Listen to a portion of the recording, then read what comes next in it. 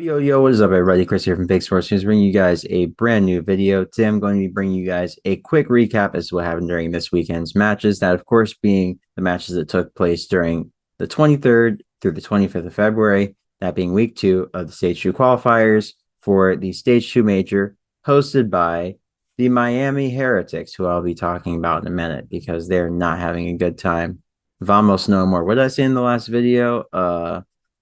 Not Didente. Shout out to Dimsii for that translation. Didene had S. Right. That's what I said.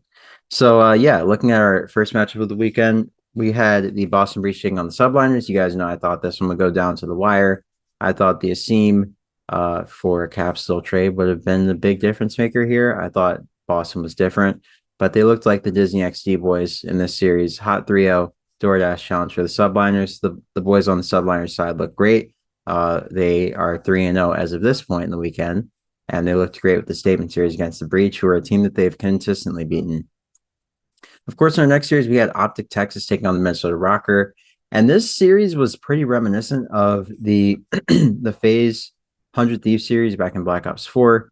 If you guys don't remember that one, that was about 5 years ago at this point.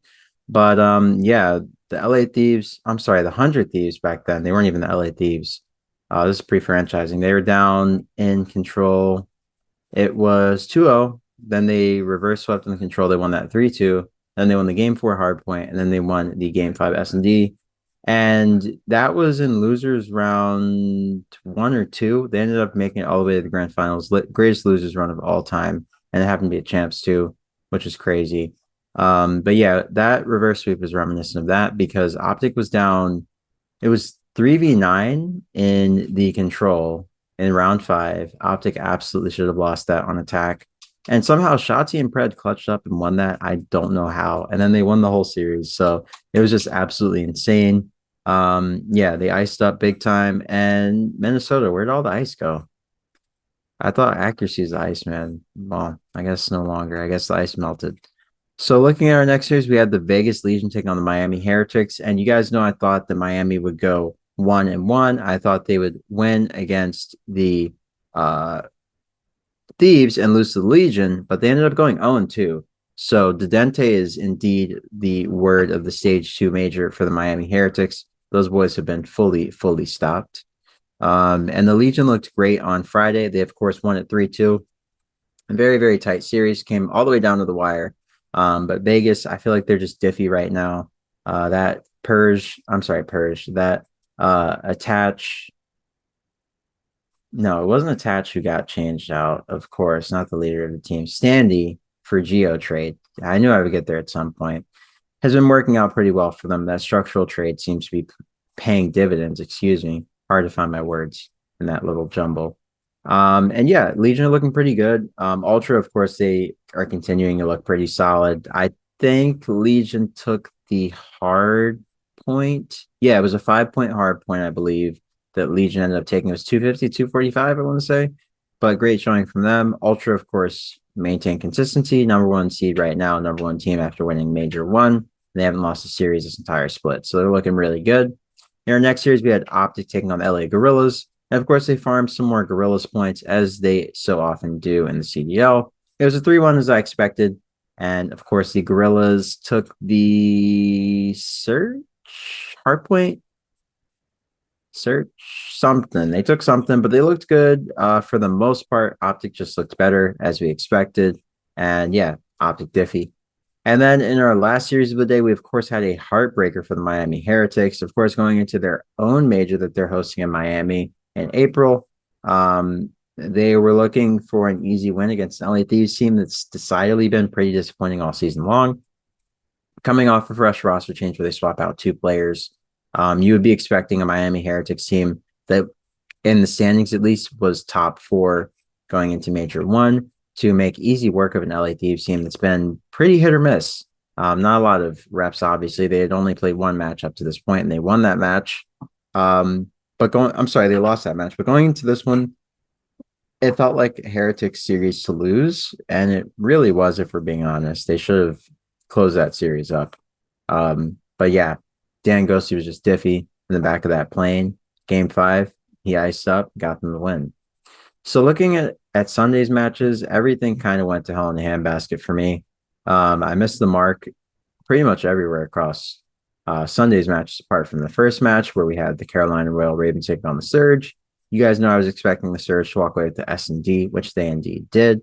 But I thought Carolina was just a step ahead in the respawns, which they absolutely were. They clapped them in maps 1, 3, and 4. It was really surprising. Carolina got 3-0 in control. They've been a terrible control team all year, but Seattle's just in a worse spot right now. So yeah, I'll be bringing you guys I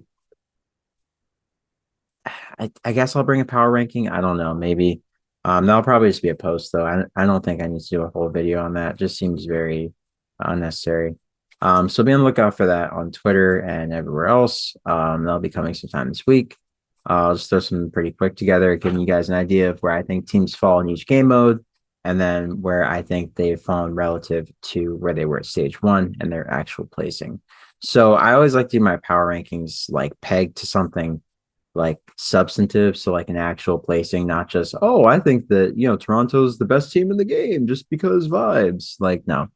So we're going to peg it based on the major one placing. So if a team has made a huge swing, obviously we'll take that into account. It'll be a pretty holistic grading system. So like Miami, right? They got 12th the last event, but they weren't 12th going in. So they wouldn't be in the power rankings of 12th. They would stay somewhere else and be demoted to probably about 9th now.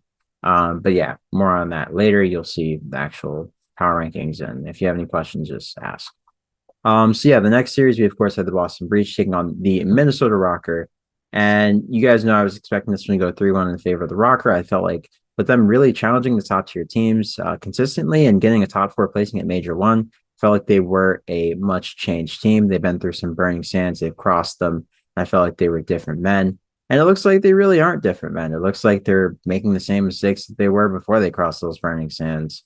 So maybe it was just a mirage and maybe they're in the same place. Who knows? Anyways, what I do know is that Disney XT walked away with a game 5 victory. They looked good against Minnesota Rokkr, all jokes aside. The Boston Breach have made a lot of improvements. I think they just really went against a really good New York Subliners team, who obviously beat Faze in the next matchup. So Subliners are looking great. And Boston is also looking great. I think it's just harder to really bring into question Boston's improvements vis-a-vis Minnesota's fall off. So that's kind of where this series was a bit of a trap game, because it's like, how far has Boston progressed vis-a-vis how far has Minnesota fallen off? And as we see, the fall off was indeed greater than the improvement. So looking at our next series, we have the New York Subliners taking on Atlanta Faze. You guys know I was expecting this one to go 3-2 in favor of Faze. They really should have closed this one out 3-1, but they let New York back into a game 4. They were trolling in game 4. Really shouldn't have trolled that much. New York looked absolutely amazing in the S&Ds. They didn't want to see it go to 5, and they should have closed it out in 4. For both teams, the takeaways are just, in the case of Faze, really strong respawns. Map 1 looked flawless. They were up, I believe, close to 100 points over New York by the time it closed. Map 3, they looked great. Dominant high-rise control. Then map 4, they looked decent, but they obviously didn't close it out, so they weren't perfect. And in the case of the Subliners, your S&D looked flawless. So if you clean up the respawns a little bit, you'll be in a great place. And I think both of these two teams, they'll continue to jostle for the top footing in the top 4, along with the Toronto Ultra and, of course, Optic Texas. Both these guys look very formidable. I'm really curious to see who ends up being the top tier team when the dust settles at the end of Major 2 in Miami. That'll be an interesting one. So yeah, guys, hope you enjoyed this new video. And don't forget to like, comment, and of course, subscribe to the new Axis Rotation channel. Going to be syndicating content here and across the Fake Sports News channel. I, of course, own both. So YouTube, please don't get mad at me. I own both these channels. Yeah, so be on the lookout for more stuff coming on the Axis Rotation side. This is more where I do like general stuff. So gaming, anything in the world of esports is fair game here, whereas Fake Sports News is just more analytical, straightforward, hard-hitting, esports only stuff. So yeah, hope you guys enjoyed this. Be sure to, of course, leave some feedback if you're brand new. Don't forget to subscribe to the Fake Sports News channel as always. Link is in the description down below. Hope you guys had a great morning, noon, or night, wherever you may be in this beautiful planet, and I will catch you on the next video.